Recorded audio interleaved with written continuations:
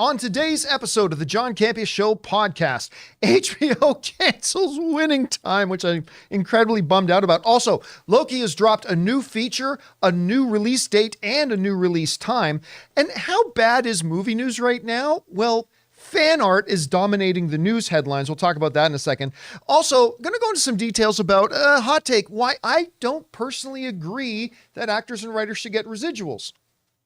Sorry, got a duck whenever I said that. Also, The Last of Us Season 2 has officially cast probably the most important character for the upcoming season. That and a whole bunch more. The John Campea Show podcast starts right now.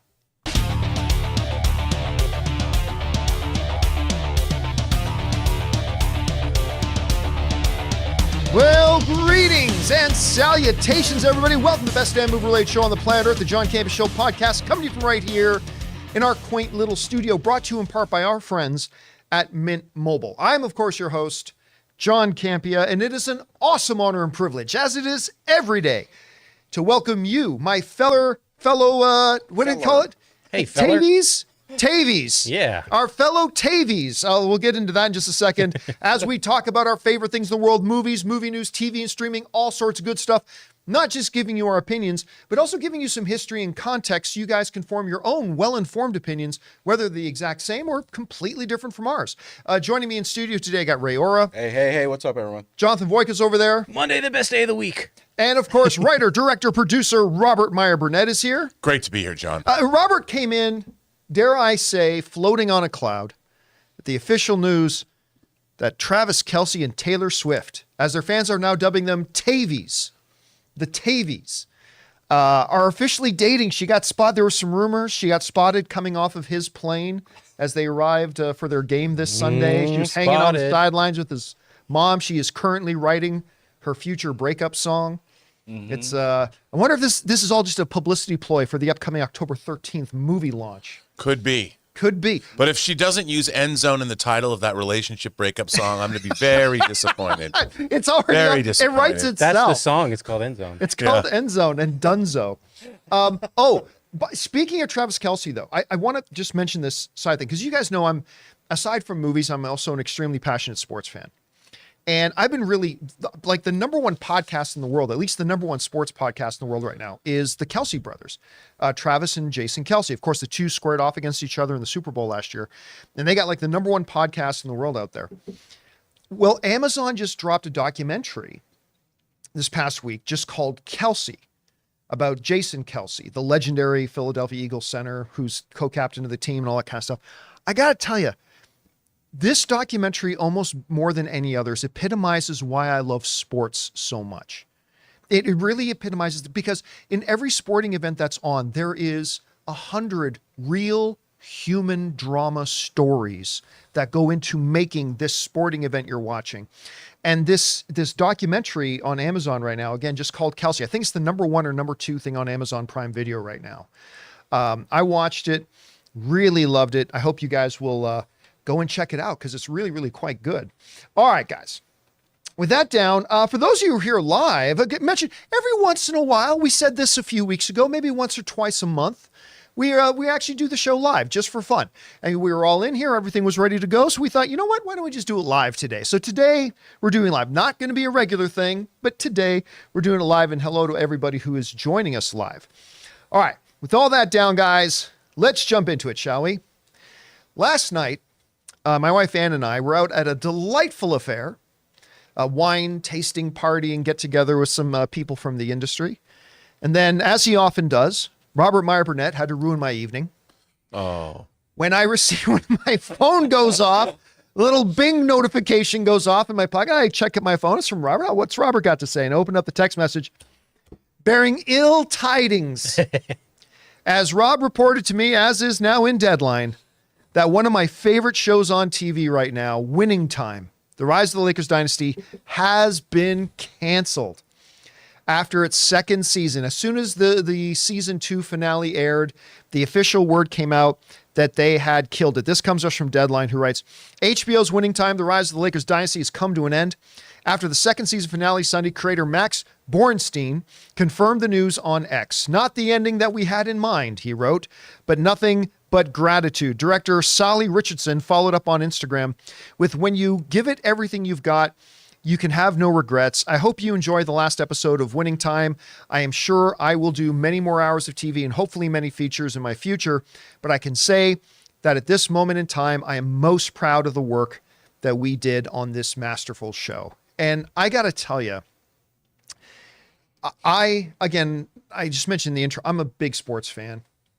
Not necessarily a huge Lakers fan. I grew up a Celtics fan, but this show brought out all that drama, the stories, the personalities, and it really became a show for everyone, not just sports fans and definitely not just Lakers fans.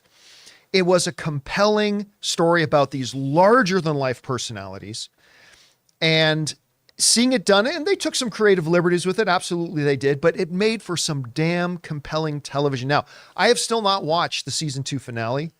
I have loved, because it just aired last night. And as I said, Ann and I were out, but God, this took a lot of wind out of my sails. I was so looking forward to a third season, because while I haven't seen the season 2 finale yet, so there's like no way you wrap up this show with one episode left. And clearly they weren't ready for this show to be wrapped up, but wrapped up it is.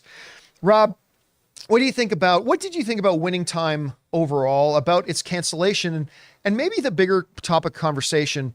How is this just kind of representative of the reality of streaming and stuff like that right now? What do you say? Well, John, when this show first aired, you and I both loved it. Yeah. I mean, from that first episode, it kind of had a Wolf of Wall Street vibe to it, and for me, I don't look at these kinds of shows as being totally accurate. They're more mythological in that, to me, like, I think about the movie Lords of Dogtown, which was a feature film version of the documentary Dogtown and Z-Boys. And I love Lords of Dogtown, but I don't look at that and go, this is exactly true the way it happened. Or even Oliver Stone's JFK.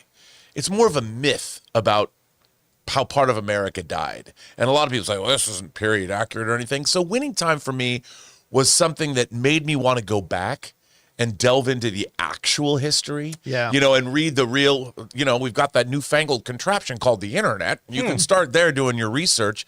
But I love the actors.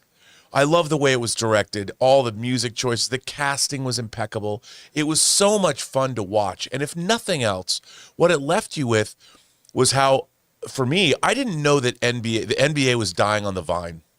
I didn't understand what shambles it was in. And if nothing else, learning that the Lakers had this dynasty. I mean, I kind of, in a way, you kind of look at this as Lord of the Rings. They gotta go. They got, instead of going to Mordor, they have to win a ring or whatever. Maybe they don't have. Do they have rings in the NBA? It's only football. They have rings. They do indeed. So the thing is, I really enjoyed the show. It was a lot of fun to watch, and it made me curious and interested about the real history, which is what a show like this should do. And I'm really sorry because it was really good. I mean, it was really well made. The people that made it clearly cared. They were having a ball. And I read an article that said some of the real people did not like the way, I know Kareem Abdul-Jabbar had come out and said things that he didn't really appreciate how this was made. And you've got to accept that. You have to take that into consideration.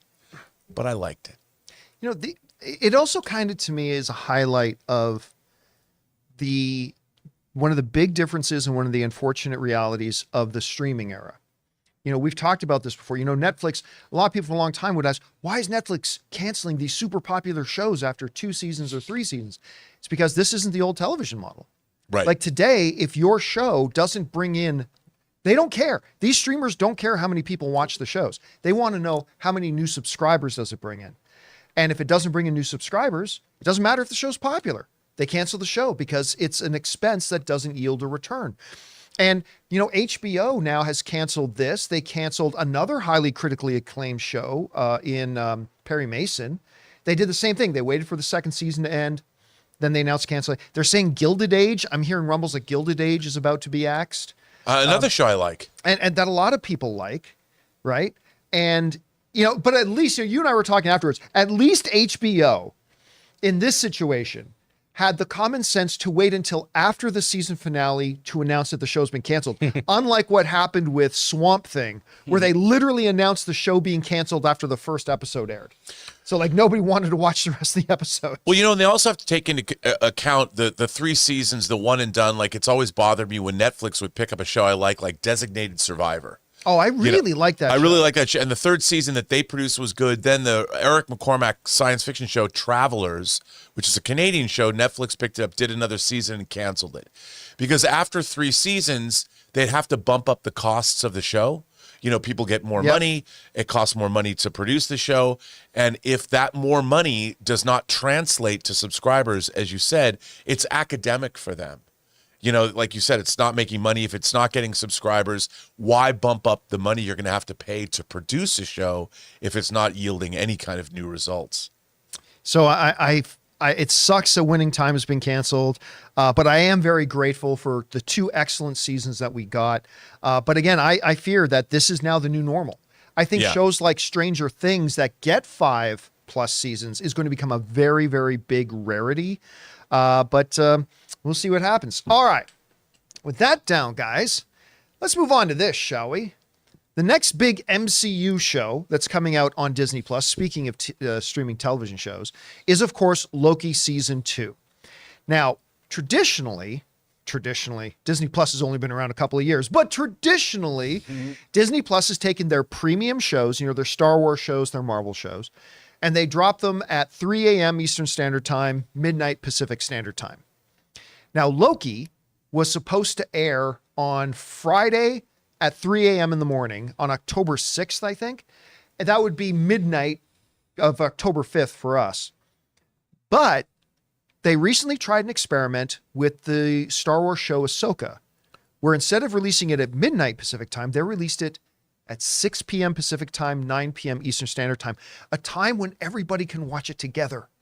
And it looks like the results of that were really successful because according to Deadline, Loki has now changed its release date. They put out a new featurette, by the way, not a lot of new stuff in there, but they've announced that not only will be moved from Friday, October 6th to Thursday, October 5th, they are again now going to move the release time. Deadline said this: the 2nd season of Disney Plus Marvel Studios' Loki was originally set to debut on Friday, October 6th. However, the streamer is following a new rule out of its primetime playbook with Ahsoka and dropping episodes in prime time. The new premiere date for Loki is October 5th at 6 p.m. Pacific Standard Time. Again, that'll be 9 p.m. New York time. And all subsequent episodes will drop on Thursdays at 6 p.m. Pacific Standard Time for the season. Now, Rob, this is something that you, me, a lot of fans have been wanting Disney Plus to do for a long time. Initially, it kind of made sense to drop it at midnight to 3 a.m. because Disney Plus's servers were getting crashed from everybody trying to tune at once. It looks like they've got that handled. But for example, moving Ahsoka to 6 p.m., what it did was it allowed Disney Plus's stuff to do what they've never been able to do, what HBO has always done, which is create, event watching television. When Game of Thrones was on, or even more recently when House of the Dragon was on, it became marked off on the calendar. Friends came over, we barbecued, we ordered food, we hung out, we all went to the theater room, and we would all watch the new episode of House of the Dragon. Used to do that a long time ago when Battlestar Galactica was on, and other shows like that. With Ahsoka, people were able to start doing that again because it had that reasonable launch time. And even more importantly for fandom, it meant that everybody was on the same page. Because with them releasing at 3 a.m. in the morning, some hardcores would stay up and watch it, but the next morning, a lot of people hadn't had a chance to see it. They go to work. So half the people had seen it, half hadn't. Everybody's hearing about what's going on and all that kind of stuff. Now, they put Ahsoka out at 6 p.m. It's event watching television. People can all sit down and watch it if they like it. And I think this is absolutely 100% the right move for them to do with Loki, because I didn't love Loki season 1, to be honest. He's one of my favorite characters in the MCU. I didn't love the first season, didn't hate it, kind of liked it. But a lot of people really did like it a lot. And I know a lot of people have been very excited about Loki season 2. Rob, I just think this is the smart thing all around. This is probably going to be the new norm for Disney Plus. What do you think about them moving it to 6 p.m. Pacific Standard Time? And do you see any drawbacks to doing it at that time? Well, no, it's that HBO model. It drops at 6 p.m. on the West, or 9 p.m. on the West Coast, or 9 p.m. on the East Coast, 6 p.m. on the West Coast, and it works really well. Everybody who's interested in the show gets to watch it at a reasonable time, and by the next morning, there's all kinds of chatter. There's YouTube reviews. The show is getting buzz all for the next day. It's for me, it's a no-brainer, and for Disney Plus to finally embrace this. Obviously, it's done well for Ahsoka. That's why they're changing the Marvel strategy. I think it's absolutely what they should be doing. I mean, as far as Loki, the show goes, I think it was a well-liked show. For me personally, I thought it pushed the boundaries. It seems weird to say after Love and Thunder and Quantum Mania, but I thought it went too far, stretching the credulity of believability. I mean, is that silly to say? Maybe. But the time variance authorities seemed to go too far. However, I mean, this Tom Hiddleston's great in the role, and the new season looks good. You know, Tom Hiddleston in the role of Loki is there's an old saying that says sometimes failure is your greatest victory. Tom Hiddleston, for those of you who don't remember this, he was in Marvel's house because he was auditioning for and got close to getting the role of Thor. And he lost it out to Chris Hemsworth. But they liked him so much, they went to him and said, what would you think about playing his brother, about playing Loki? And like today, I mean, listen, other actors can play other roles, absolutely. But I'm saying it's difficult to imagine anyone else playing Loki than Tom Hiddleston. No. I'm not saying he's Robert Downey Jr. playing Iron Man or Chris Evans playing Captain America, but he's up there. Like, he is so synonymous with that role, and he plays it so well that even when the show isn't great, I like watching it just to see him play the character. Yeah. You know what I mean? So here's hope. And by the way, Ki-Hugh Kwan, Academy Award winner. Ki-Hugh Kwan, now in this season as well. I'm really excited to see him in this. And in this, there's a new feature out, by the way, guys. If you look on YouTube, just look for Loki featurette. And Ki-Hugh Kwan's talking about, listen, I've been a huge MCU fan for so long, and to see him come in on this, I think it could be a lot of fun, a lot of potential there, and I love that's coming out at 6 p.m. All right. With that down, guys, let's talk about this for a second. Admittedly, this story is a little bit of navel gazing and a little bit of inside baseball here, but I just thought I'd talk about this for a second. You know, with the writers and the actors strike going on, and, you know, industry shut down, and the AMPTP, the studios just can't seem to get out of their own way to get a good deal made and whatever. It's not just the actors and the writers that are hurting, right? There are production companies being shut down all over the place. People who work in industries that rely on the film industry working aren't happening. We just found out one of my favorite restaurants out in the Los Angeles, Hollywood, Burbank area they may not survive because their business is built on production crews going there for lunch, and now no one's going in for lunch. I mean, just a lot of things. Well, the online movie pundit space is one of those, because when there's no writing and there's no actors, that means there's no casting announcements, there's no development announcements, there's no script updates. Basically, it's difficult sometimes to come up with news. I understand that. I'm a part of that. I recognize it every day. But wow, that has led to a habit going on and I'm not going to point out any one outlet, because this is kind of like online movie coverage wide. This is everybody. This is a trend that's out there, which is, if there's not a movie news story to talk about, make one up. So let me give you here's what I mean by that. Okay. So over the last month, 2 months, go through my list, my news feeds, right? I go through my news feeds and look for the stories that are coming out. And once in a while, I'll come across stories like first look at Liev Schreiber's Sabretooth costume for Deadpool 3. Be like, what? And get all excited, click on it. It's fan art.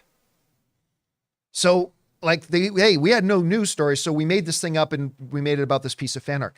I kid you not. In the last month or two, 20, 30, 40 times I've come across that. Even today, look at this. Today, this is from one of my news feeds. There's this big story on Screen Rant.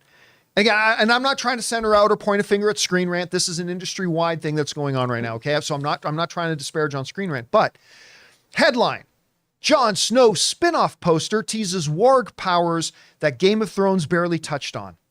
I'm like, what? They've got a first teaser poster for the Snow series? That's awesome. Click. There is no poster for the new Snow series. It's some fan put together a fake poster of half face of Jon Snow, half face of a wolf, and put it up on Reddit. And again, this is not me bagging on Screen Rant for running the headline. Jon Snow spinoff poster teases. There is no Jon Snow. That just kind of highlights just how desperate some places and people are right now, because these, again, if there is no news, they're making up news. This isn't an actual story. It's a piece of fan art. And I just kind of wish they would put fan art in the title a little bit. But this is not an isolated thing, Rob. This is a very, very common. Have you noticed this thing going on too? Yeah, but and hearing you articulate it as well as you just did, it makes me want to make up a Star Trek show that I'm just going to say that I'm creating. There you And go. I'm going to cast it. I'm going to give out the premise. I'm going to say who's I know the writing headline. it. Robert Meyer Burnett's new Star Trek series first poster arrives. Yeah. Greenlit by CBS Paramount. In your dream. Well, that's what I mean. That's the part Why that's not? left over for later. I'm just going to make it. No, but I think, John, that look, I get it. Everybody needs to keep the right lights on. But at the end of the day, in our already AI-filled world where stories are now being written by AI, there's whole outlets that are saying that, we don't even need human people to write stories anymore. We just have AI do it. We're going to see more and more of this, and the line between reality and fantasy it's already blurred, but maybe there won't be one. Maybe you'll just suddenly believe that, yeah, you know what? These are warp powers. This is happening. And then no one's going to remember whether it happened or not. That's the big thing, right? Like a lot of outlets today will write this stuff because there literally is no consequence anymore for it. It's like either people will just forget about it or whatever. So guys, do me a favor, will you? If you guys come across these sorts of headlines where specifically talking about fan art, because 99% of these things that I come across, it's based on a piece of fan art, but they'll put like something in the title without revealing it's based on a piece of made up fan art. If you guys come across these stories, can you email me a link? Because I'd like to start collecting these headlines. So just email me at john@thejohncampeashow.com. That's john@thejohncampeashow.com. If you can send those to me, that would be pretty good. I like to start putting together a collection of these things. All right, guys, listen. We still have a couple things we need to talk about, including a little bit of a hot take about why I don't necessarily fully support the idea of actors and writers getting residuals. Also, The Last of Us Season 2 apparently has officially cast Abby in their show. We're going to talk about that and a few things more. But before we do, we're going to take a quick second here and thank a couple of sponsors of today's episode of the John Campea Show podcast, our friends at Rocket Money and my new favorite toothbrush, Quip. Guys, we want to take a second to thank a sponsor of today's video, Rocket Money. Did you know that the average person has around 12 paid subscriptions and they might not even remember to subscribing to half of those? If you have no idea just how much you're spending each month, you need Rocket Money. It's this great app that tracks all of your expenses so you know exactly where your money is going. I recently just found out that over 80% of people have subscriptions that they've completely forgotten about. Seriously, think about how many free trials you subscribe to that you just probably never canceled. And that's why I'm such a big fan of Rocket Money, because I was one of those people. When I signed up to Rocket Money, I was stunned to find out that a gym I had belonged to in another city I lived in, I had still been paying my dues to for over 2 years. Also, that music subscription service I use, I forgot I was subscribed to 2 other ones. That's where Rocket Money comes in, because Rocket Money is a personal finance app that finds and cancels your unwanted subscriptions, monitors your spending, and helps you lower your bills all in one place. With over 3 million users and counting, Rocket Money customers have saved on average of $720 a year. So stop wasting money on things you don't use. Cancel your unwanted subscriptions and manage your money the easy way by going to rocketmoney.com/Campea. That's rocketmoney.com/Campea. rocketmoney.com/Campea.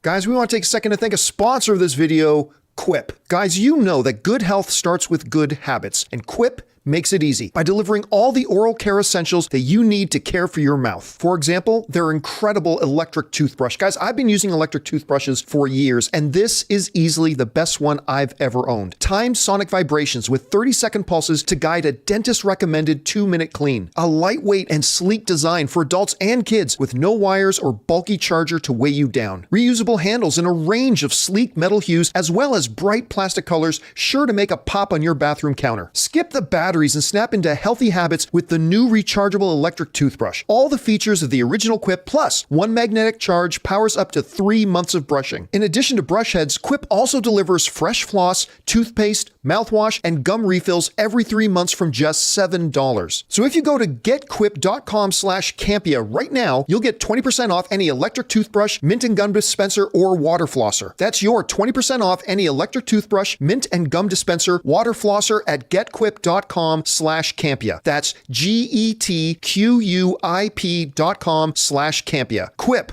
the good habits company. And thank you to our friends at Rocket Money and Quip for sponsoring this episode of the John Campea Show podcast. Again, guys, let me kind of emphasize this. We turn down a lot of sponsorships because we don't really believe in what it is they're selling. Rocket Money has honestly saved me a ton of cash, and Quip is actually pretty remarkable. It is a fantastic package. Doing dental health will never be so fun as it is with this. So thank you again to Rocket Money and Quip for sponsoring the show. All right, guys, with that down, let's move on to this, shall we?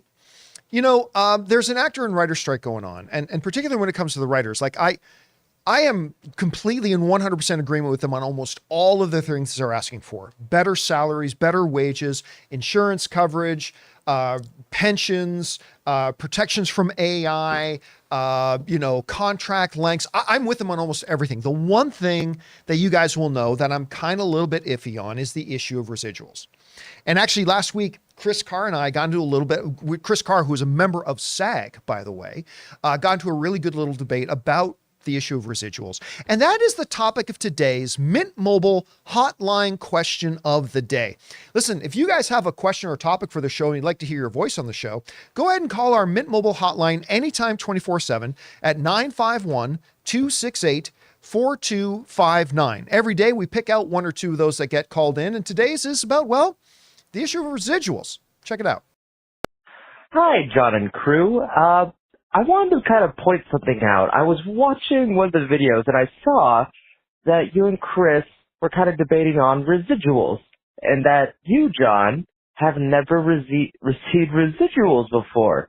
But you receive residuals for every view that any of your videos that you've ever created on YouTube gets till the end of time. So I just want to know how you feel about that, because you said you've never gotten residuals before, but you technically get residuals. So I hope you have a good day. Hope it doesn't cause any controversy. Anyway, thank you. Bye. All right, man. Thanks a lot for calling that in. Okay, look, I want to talk about the issue of residuals here because we've discussed it, but we've never done a topic on it. You know what I mean? It's come up in other discussions, but we've never done a dedicated topic to it. So, and Rob, just to be clear, you and I have not discussed this. We have not talked beforehand about this. and all this. And I did not know about this question until just now. Which is a fascinating point. So No. I want to break this down into two different things, because after the debate, the discussion me and Chris had, and by the way, Chris is so good at articulating, a certain point of view. She's great at that. I love having those discussions with her. I did get a couple of emails from people saying, well, John, you say you don't believe in residuals and stuff like that, but as a YouTuber, you get residuals all the time. I want to make something very, very clear. Okay. I don't get residuals from YouTube, and I'll tell you why. Because I own the videos that I make. I pay for the videos that I make. The staff that helps me make them, I pay them to come in and help me make them. And then when I take the videos that I own, I financed, and I created, and I put them on YouTube, YouTube sells advertising revenue, but that advertising revenue is mine. YouTube gets a residual. I get the ad money for the ads that play on my video. See, it's a little bit different than, say, back in the day. Look at that. Remember, a little flashback there. There's the great John Schnepp. In there as well. It's a little bit different than, say, back in the Collider days, because you might be thinking about this. Now, if I was a hired hand, and listen, at AMC and at Collider Video, I was a hired hand, right? I was a hired hand. I was on staff. I did not own these videos. I did not pay for these videos to be created. I didn't own them. I was, for lack of a better thing, I was a writer and a star, a creator, or not a creator, a performer. Talent, on-screen right? talent. I was on-screen talent. Thank you. Do you think I get any money today from videos that I made at AMC and Collider? No, I don't get any of that money. When people go and watch old AMC videos and watch the Collider videos that I created, I don't get any money from that because I was on-screen talent.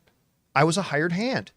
I did not own the videos. I did not finance the videos. I didn't pay for them. I didn't pay for the staff.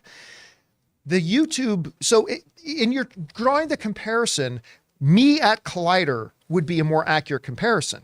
And as talent, on-screen talent, that the videos didn't belong to me, I don't get residuals. I don't get 1 penny from those things at all, despite the fact that I wrote them, I created them, I orchestrated them. I was the creative hand that put everything together. I don't get any money from that. And I got no problem with that because I didn't pay for it. So I'm good. But with YouTube videos on my channel or your channel, if you're a YouTube creator, whatever, you own those videos. You produced those videos. You financed the making of those videos, and they actually belong to you. And any ads that YouTube puts on those, that's your ad revenue, not YouTube's. They don't own the video, that belongs to you. So there is a very large, massive chasm of a difference between, like say when Rob and I would appear on Collider Heroes, because we were both being financed and paid by Collider, versus Rob's Robservation YouTube channel. Those videos belong to him. The John Campea YouTube channel, these videos belong to me. I paid for them and I do not get a residual. I get my ad revenue. So that is a very, very different set of situations. Very, very different. Now, that being said, I mentioned in my discussion with Chris that despite the fact that I am in total agreement on almost every single thing that the writers are asking for, the protections they're asking for, better wages, all that kind of stuff. I'm 100% all for that. I believe actors, not big stars, but regular actors and writers should get paid more, all that kind of stuff. That I do philosophically have a problem with residuals. And it's come up a couple of times on the channel. And I thought I'd just take a second here to articulate what my issues are. And the reason I specifically didn't want to talk to Rob beforehand is because then I'd like to get Rob's perspective and take on it. Because not only is Rob a pundit, Rob, don't forget, is a writer, producer, director, creator, all that kind of, he's Script worked reader. this. What's that? Script reader. I don't know why, but I thought I heard, I'm not going to say what I thought I heard you say, but a script reader and everything. So I'm going to want to get his perspective on this.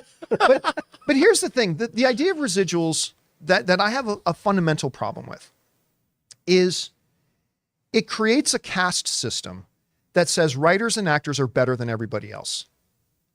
Because all work, everything we do, every job that gets done, you are a person with a particular set of talents and gifts that you're good at. And hopefully you're employed in an area where you get to use your talents and gifts in exchange for a salary, in exchange for revenue, in exchange for income. And then once you've done your job and you've been paid for your job, that relationship no longer has tendrils, right? There's nothing else connecting it. You do the job, you get paid for the job, and that's that. Somebody who's a gifted auto mechanic may work at keeping Amazon's delivery trucks up and running. Without that mechanic, those trucks cannot drive and deliver, and Amazon makes no money if those delivery trucks do not run and get to their spot. But the mechanic who uses his unique skills and abilities to keep those trucks on the road does not get a cut of the items being delivered. They get paid for their work and hopefully, fingers crossed, paid well. But once they fix the truck, however much money that truck generates for Amazon gets them no more revenue. And neither does your job. Neither does mine. Whether I've worked in law, listen, I've worked in a law firm where my relationship with certain people brought a lot of business into the firm. Once I left the firm, I didn't get any residuals from those people still coming to that law firm. I didn't get any residuals. I got paid for my time and I got paid for my work. And now I had to go get another job or another gig to continue to apply my trade and get paid, or I don't. It's the same with all of us. All of us are in that same boat. Actors and writers are no different. There is a job that needs to be done that an employer, in this case studios or producers, that they need fulfilled. Whether it's somebody playing a role, somebody to write a script, and there's people uniquely skilled to do that. They come in, they give their time and their talents, and they get a paycheck. The latest AMPTP offer to the WGA suggested that the average room writer for a TV series was going to make $90,000 for 2 months of work. $220,000 for 6 months of work. I just want to point out that the writers are going to get paid more than what the average American makes in a year. Writers are going to get paid more. An average writer in a standard television writing room is going to get paid more in 2 months than the average American will be making in an entire year. And I'm not saying they don't deserve it. I think they do. I think they 100% deserve it. I even think they deserve more, to be honest with you, for the work that they do. But that's the case here. Visual effects artists who work, while an actor may show up to a set for 2 months, work on set for a couple of months. We've been talking a lot about visual effects artists and their struggles lately. We talked about some Marvel visual effects artists that literally had to work 16 to 18 hours a day, 7 days a week for 4, 5, 6, 7 month stretches at a time.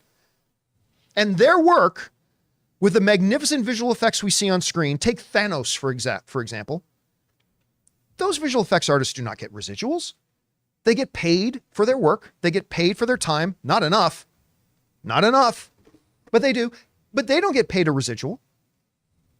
And I have a lot of friends who are in SAG and the WGA, some of our mutual friends, Rob, that every once in a while when this comes up, they do not hesitate to text me to try to put me on my place about why I should believe residual. But honestly, whenever I've asked the question, why should a writer or an actor get more when everybody else in the world does not? And it usually, the answer kind of comes out to either because we as writers and actors are special, or we as actors and writers are better than you. They'll never word it like that, but that ultimately is kind of what it comes down to.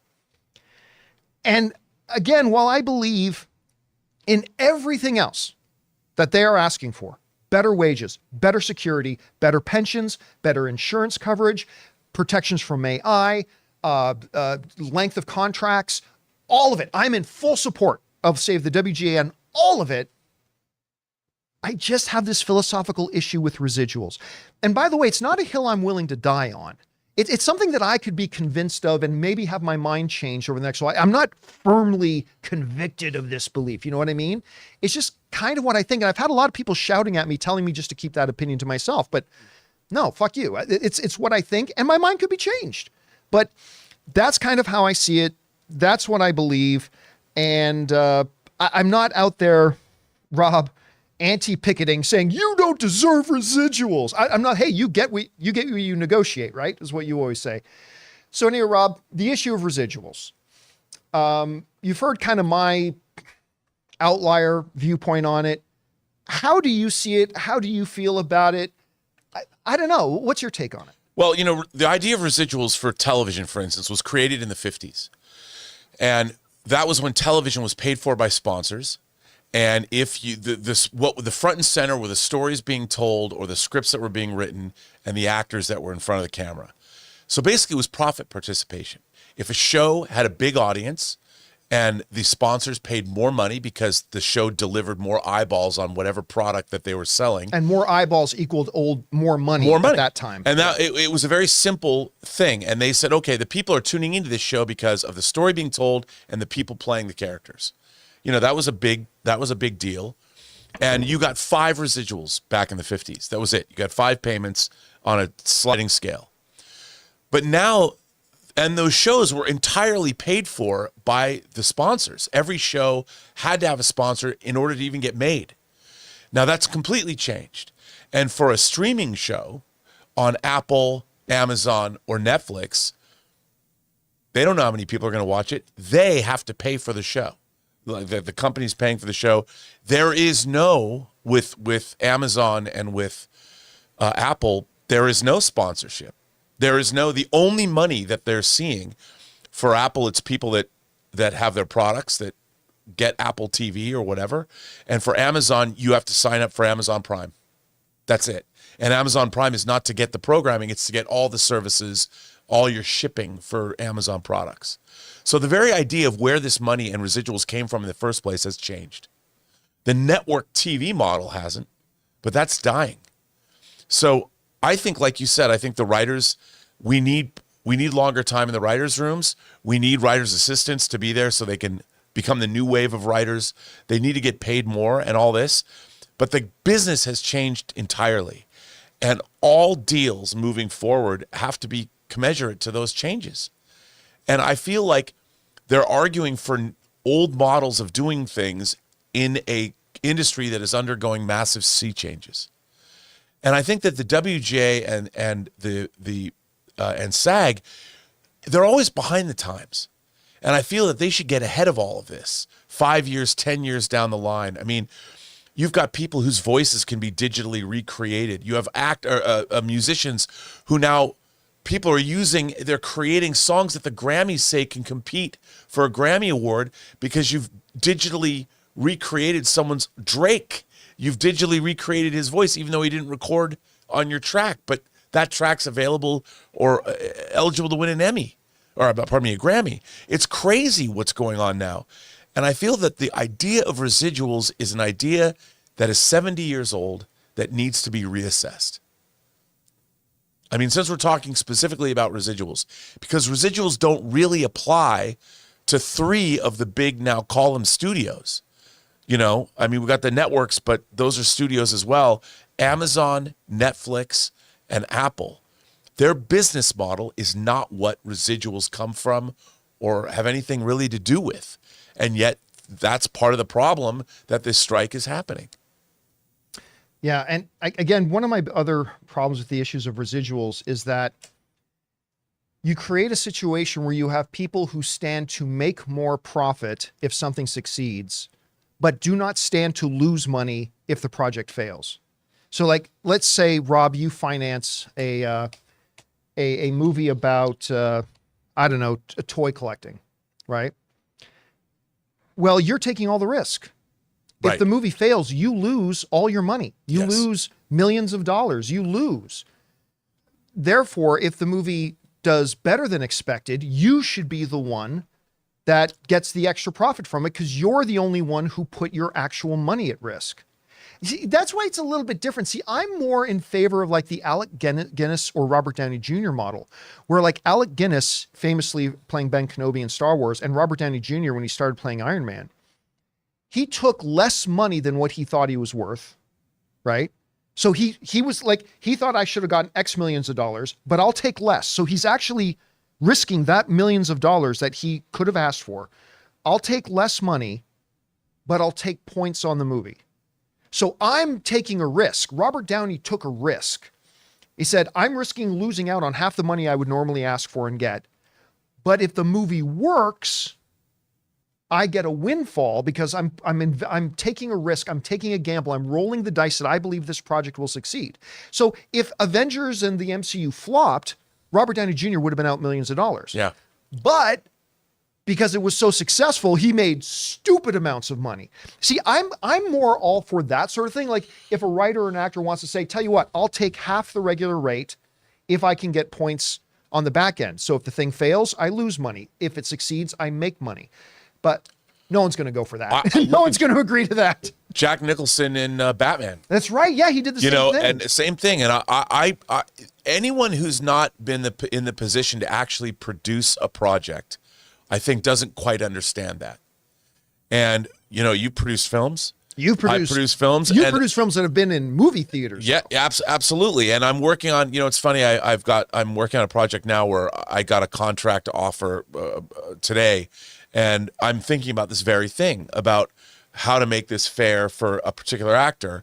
And it's like, okay, and they've agreed to be a part of it. They're willing to risk, just like you said, take a little less money up front to be a part of the project, which is great. And I think that at the end of the day, that's how people should get rewarded. And I do believe that in this day and age, John, the writers especially should get paid more up front. 100%. Like I believe, considering the size of some of these projects, that's the one thing I want to make sure doesn't get lost in this. I think the non-superstar actors and the writers, they need to get better salaries. They need to get more money up front, considering what it is they're creating for these. I may not believe in residuals, but I do believe in them getting more money, like 100%. Well, and also the thing is the residuals now, network TV still is an ad-based model. So network television does have sponsors, so you can still get residuals from that. But when someone complains, and there was an op-ed in the LA Times that when Suits goes on to Netflix and makes people watching billions of hours of it, well, Netflix isn't exactly making more money from that. They paid.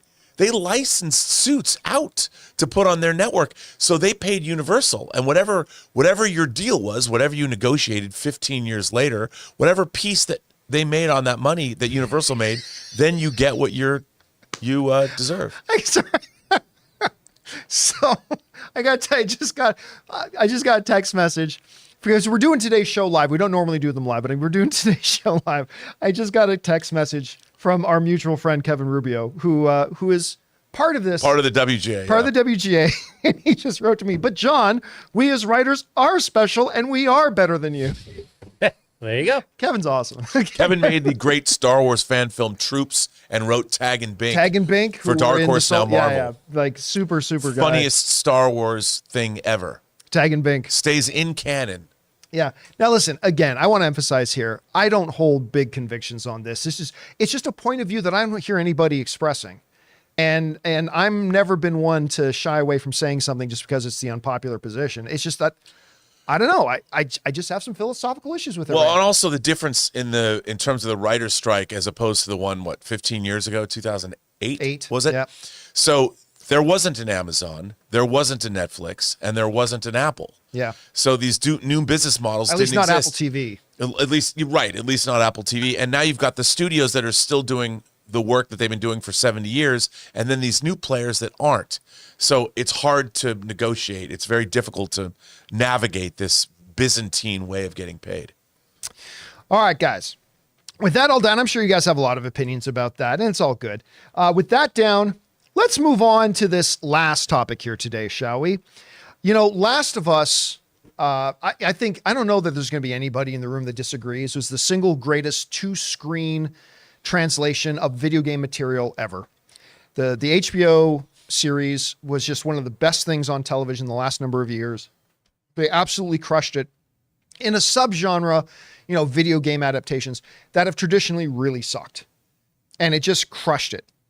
I personally believe that Last of Us Season 2, or not Season 2, Last of Us 2 is the single, not even by a close, by a wide margin, is the single greatest story ever told in a video game.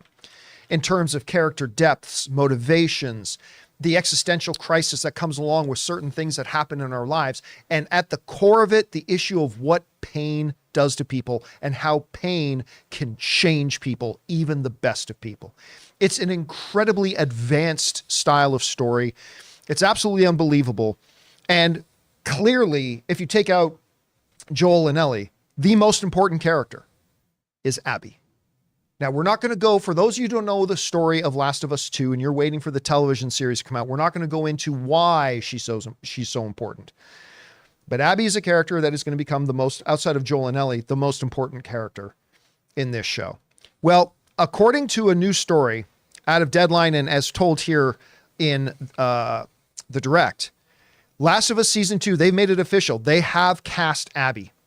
Abby is now cast. They've got this character, they've got this actor cast, but apparently because of the strikes right now, they can't tell us who it is. Now, this is what it says in there. Season 2 of HBO's The Last of Us will begin shooting once the Hollywood strikes come to an end.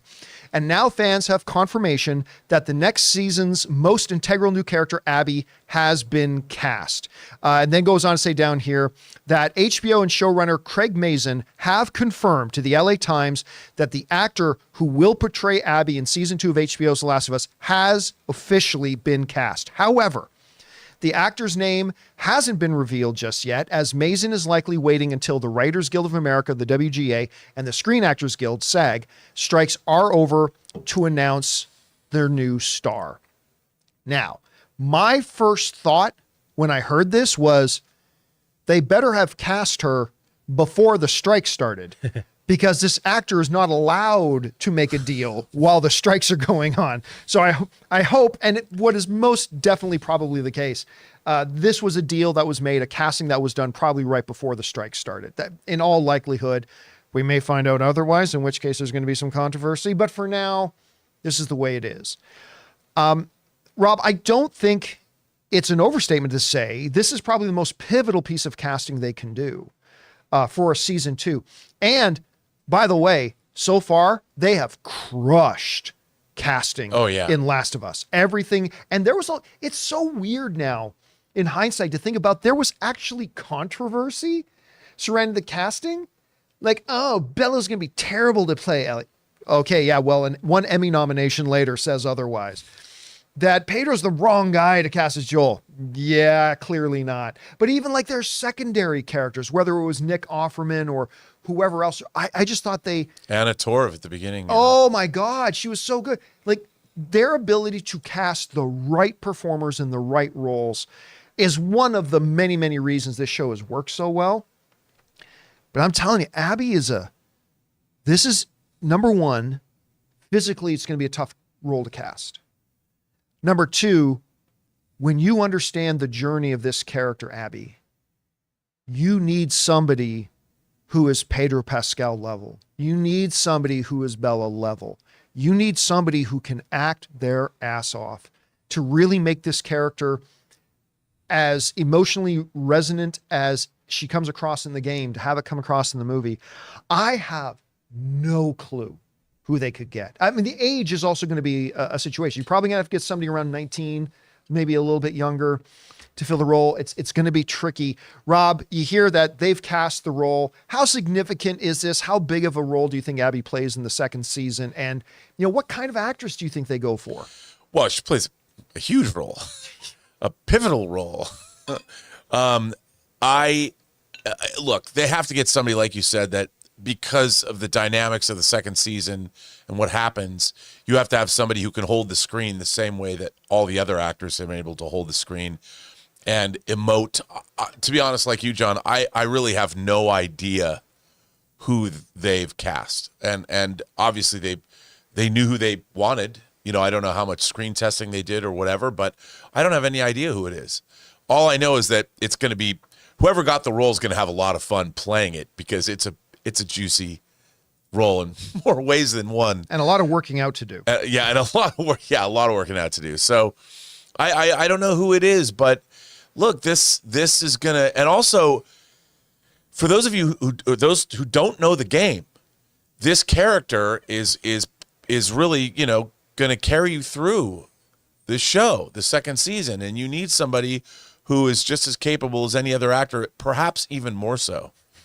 And I'm seeing some great predictions in here. I've got Lizzo. Oh, yeah, perfect. Keller and Brinks in the live chat is suggesting Lizzo, of course, who just did a big appearance in Mandalorian. Ronda Rousey. So, Florence Pugh is an interesting one. That's a great choice. Yeah. And now Abby has very much a modern female Olympic gymnast physique. And so you're going to have to get, whoever they get is going to have to, first and foremost, get the best actor you can, and then worry about the physicality later. But yeah, man, I mean, this is a pivotal character. And if they can crack the code with Abby the way they did with Ellie and Joel, they're going to be firing on all cylinders for season 2. And I cannot wait. Anyway, guys, however you feel about it, what do you think? Do you got some names in mind about who this mysterious person could be that they have now officially cast?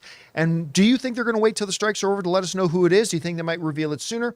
Whatever you guys think, let us know your thoughts. All right, guys, with that down, we're going to move on now and start taking questions from our YouTube channel members. We ask our YouTube channel members every day to submit some thought theories, questions, and topics, and we get through as many as we can. But before we get to those, we're going to take a quick second to thank another sponsor of today's episode of the John Campea Show podcast, my mobile service provider, and they should be yours, Mint Mobile. Guys, we want to take a second to thank a sponsor of today's video, Mint Mobile. Signing your life away to a big wireless provider is kind of like being trapped on a roller coaster from hell. Sure, it looks like fun at first. They probably even threw in a free phone, but now you can't get off. Month after month of insane bills and unexpected thrills, like overages and surprise fees. If that sounds like your current big wireless plan, it's time to get off the ride with Mint Mobile. For a limited time, wireless plans from Mint Mobile are just $15 a month. That's unlimited talk, text, and data for just $15 a month. You guys know before before I came to Mint Mobile, I was paying triple what I am paying now on the standard big wireless plan, and I will never go back. All plans come with unlimited talk, text, and high-speed data delivered on the nation's largest 5G network. Use your own phone with any Mint Mobile plan and bring your phone number along with all your existing contacts. To get your new unlimited wireless plan for just $15 a month and get the plan shipped right to your door for free, go to mintmobile.com/Campea. That's mintmobile.com/Campea. Cut your wireless bill to just $15 a month at mintmobile.com/Campea. And thank you to our friends at Mint Mobile for being an awesome mobile service provider and for being a sponsor of the John Campea Show podcast. Okay, guys, we got a few minutes here, so let's get on over and start taking some topics from our YouTube channel members. Jonathan, what do we got up here first? All right, we've got... That's not the shot. Yeah, let me get it to the right. It synced over to the other thing. Here we go. All right, so we got Red One Real Talk. John, did you ever tune into For All Mankind? I finally started a few weeks ago thinking this was a grounded what-if story, but by season 3, they give us the promise of what I thought NASA would look like today.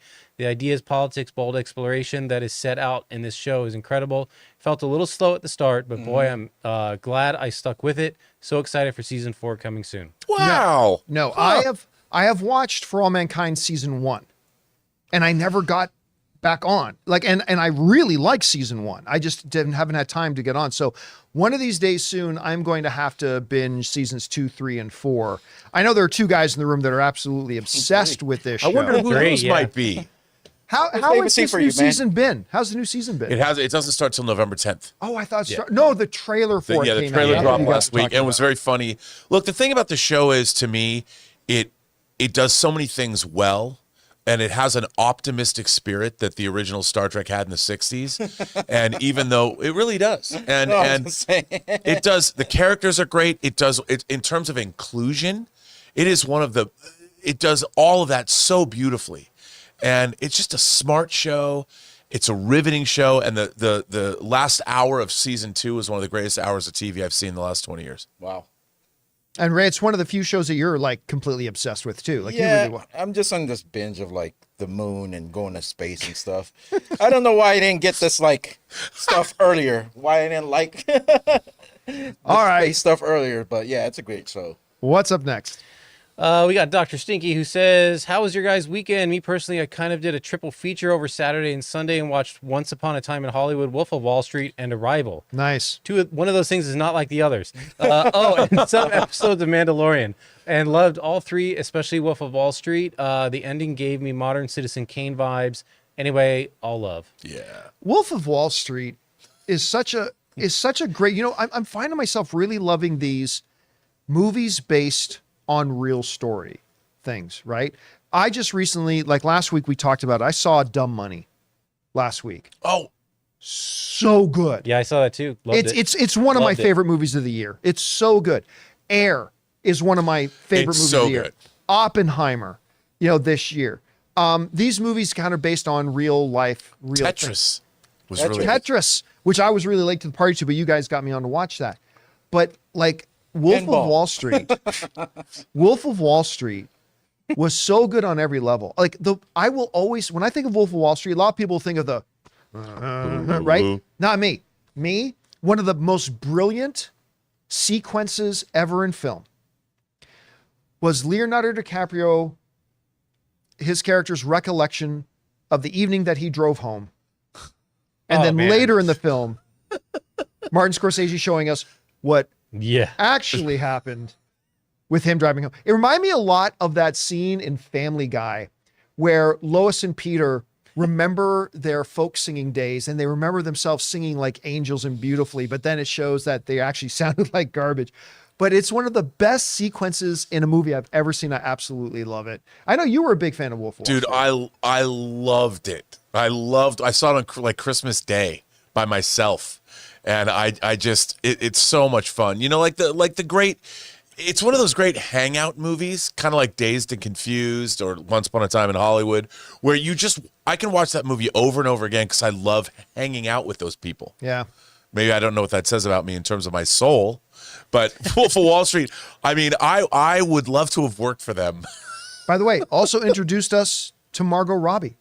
Oh, and one of the most scorching hot Oh, yeah. performances. I mean, that performance she gives is so good. I didn't know when I first saw that movie that she wasn't from Brooklyn. Oh yeah, I didn't know she was I Australian. shocked the first time I heard her interviewed and heard her accent. I'm Yeah. shocked. She was so good. All right, what's next? All right. Alan writes, Happy Monday, crew. Dwayne Johnson, The Rock, made a surprise appearance on SmackDown this Friday.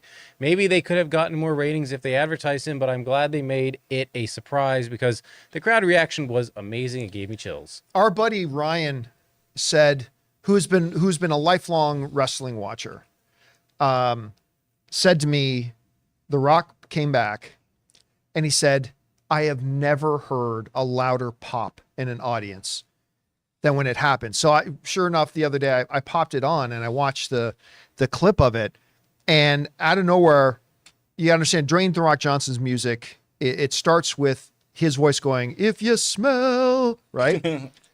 And sure enough, there's something going on in the ring. Pat McAfee, very popular ESPN sportscaster's in the ring talking to a wrestler. And all of a sudden, out of nowhere, across the loudspeakers, if you smell, and the whole, like the roof blew off this place. This is brilliant for a couple of reasons.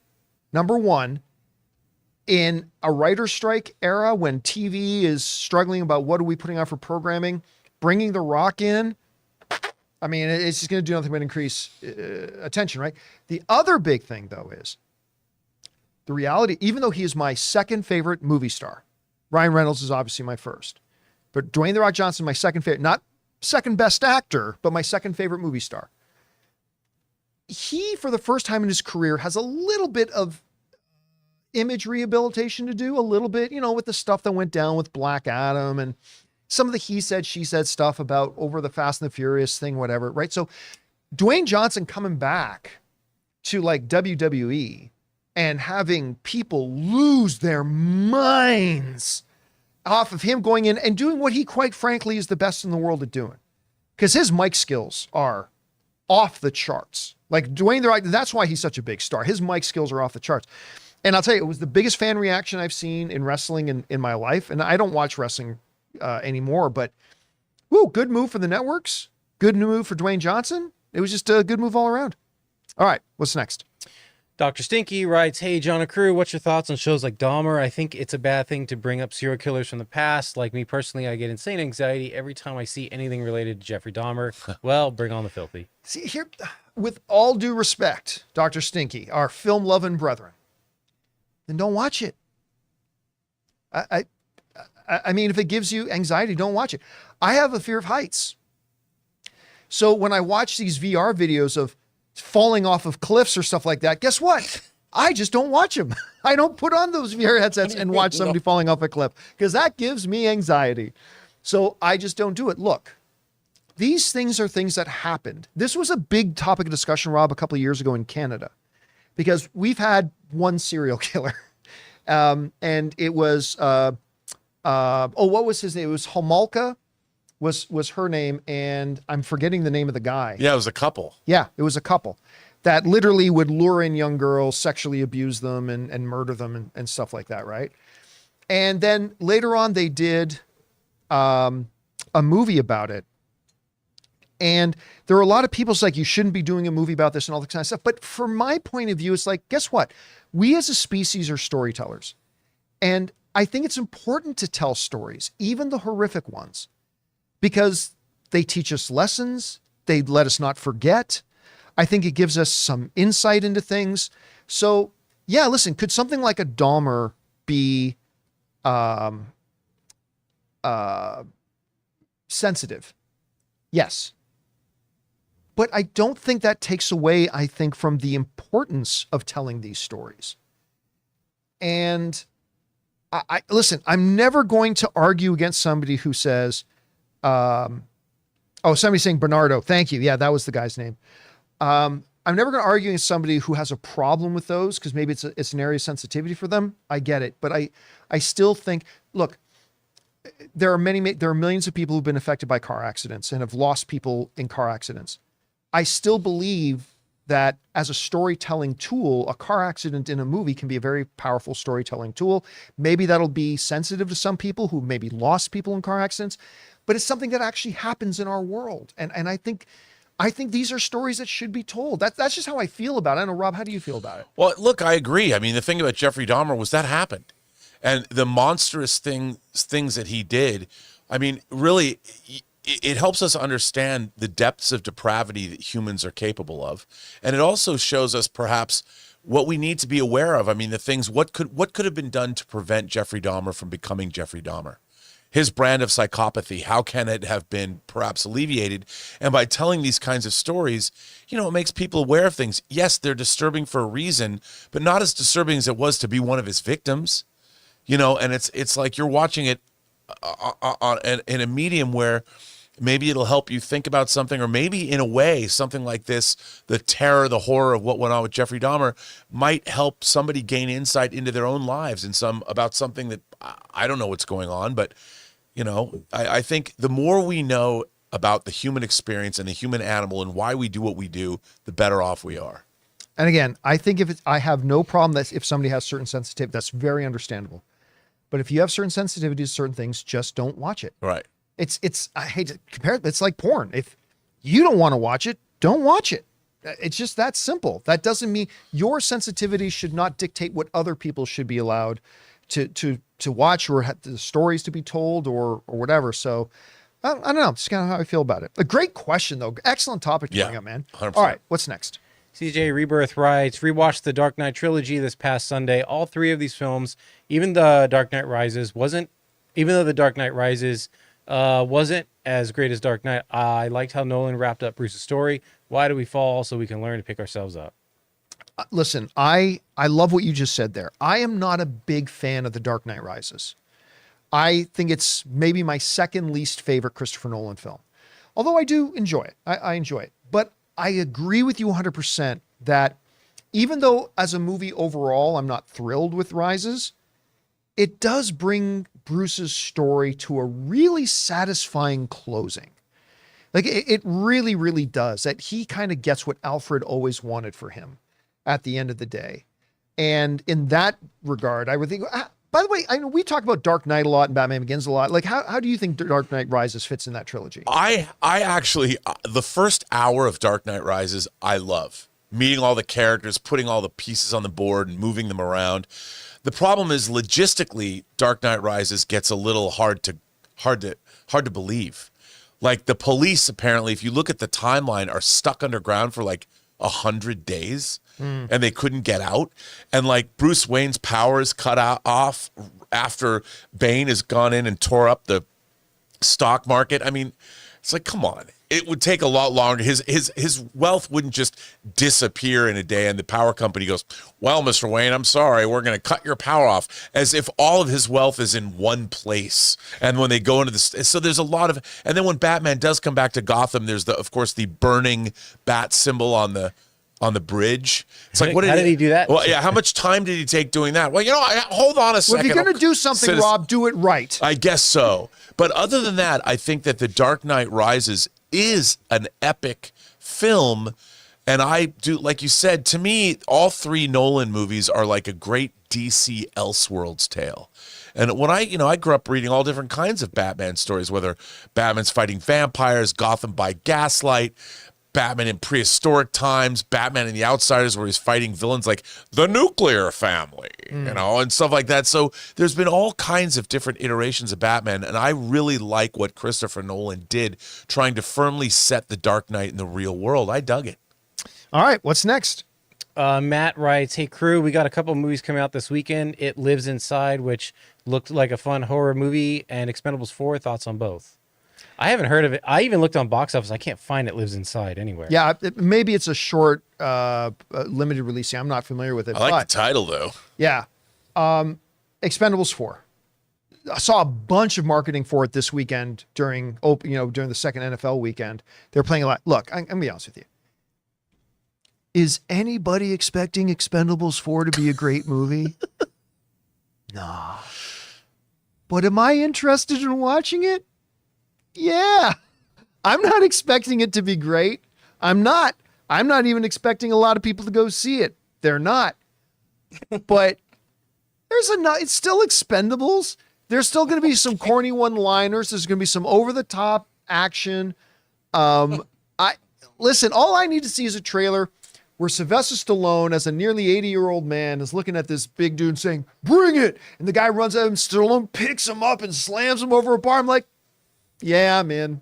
I'm not easy. I'm not hard to get.